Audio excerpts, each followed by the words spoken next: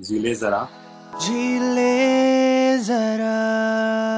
I have a few questions and I want to ask some general question also. Sure. So my first question is really like you have fantastic background in terms of education and you had a degree and rocket science kind of degree and working with NASA, Lockheed Martin and all that. So when your family suggested to go into this jewelry business, what was your thought process? What did you It feel was like? hard in the beginning Mhm. hey, shifting what for I studied. I went to Pilani, studied for so long, and now I'm changing the field completely. Will it be viable? Will it be good? Would I able to make enough money even in jewelry business where I don't know anything? But I have been taking challenges always, even in India while studying, because I come from very different background. Ratlam is a very small town, if you have heard. Where you come from? From Gujarat, Baroda. Yeah, okay. So you might have heard about Ratlam. Mhm. Okay, Ratlam is a small town from this point of view. Even especially in 1962, when went to Pilani, nobody knew much about Pilani even. So I studied my higher secondary from Hindi medium in Ratlam, and going and joining Pilani, where everybody speaks fluent English and everything. I was the last in the class when I joined. Mhm. So it was tough for me, but always taking challenges. Within a week, I left my college and everything. बोरिया बिस्तर बांध के अपने वापस घर आ गया. No, I don't want to study. It's very tough because it was hard. No, don't understand English at all. Hindi medium, don't know anything. For 11 years, we studied English as the only alphabets and little bit. So everybody speaks because they were all from Cambridge universities and intermediate and all that. We were just higher second, 11th grade. But then my father said, okay, if you don't want to study, just go and enjoy. You won't believe for first 6 months, I didn't do anything. Playing, enjoying. I was always good in maths and science. So always did that. Never felt uh, in that any time less marks or anything. But English or anything like that, writing essay and all behind. So it was tough from that point, but always took the challenge.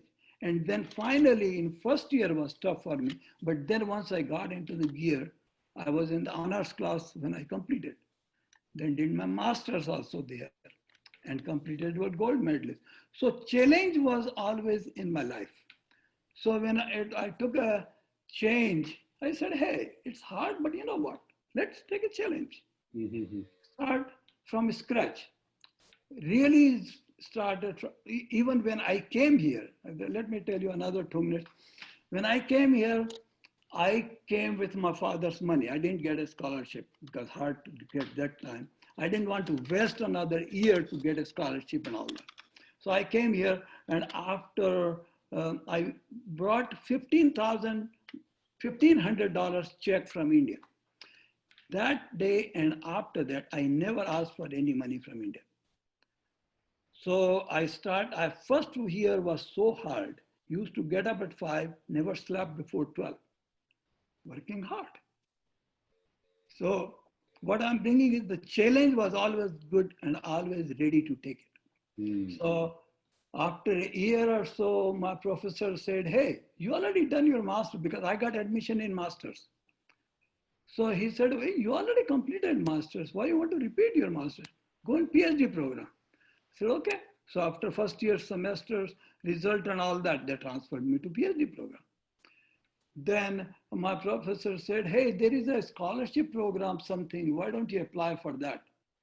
So I applied for a scholarship, fellowship. I got a $5,000 fellowship that time for a year, for one full year. Wow. I, I never thought about it. Then I was 2 years teaching assistants over there. So I never had to get money from anywhere, India, all that. My father could support, he could send anything, but that was not the aim, that was not the idea. So Although his always, family is very rich, it's not like he could not ask them to send money. But I think it was his self-conscious that he said, I want to be self-made man. Self-made, and his that inner strength, right? That Yeah. right. I'll So do it that kind of thing.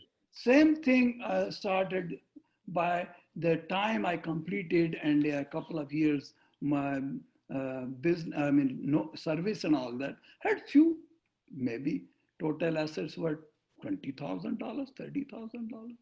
So we started business and with that small money and gradually working hard. Uh, lot of people told me, hey, why you are shifting this line? This is engineering. I said, nah, I give up. Mm. And it was hard. It is a big challenge. It was hard to accept even mentally also. But no, but my basic mind was that I want to grow. A knowledge is always to grow for you, not to keep you where you are. When I presented my dissertation for my PhD, the first sentence I told them, I said, when I'm finishing my PhD here, at a PhD level, people feel that, hey, I'm the highest level knowledgeable person in the world. I said, education starts here, it doesn't end here. Oh wow, interesting. Mm. Education starts here. Now you know what is education. You have a knowledge to understand what is education. You apply it to practice. This learning is always, you keep learning. And did I apply my education directly in my life and business? No. But did I not apply? No, I always applied because I learned what life is. Mm. So I never felt anything bad about changing to the jewelry business. No.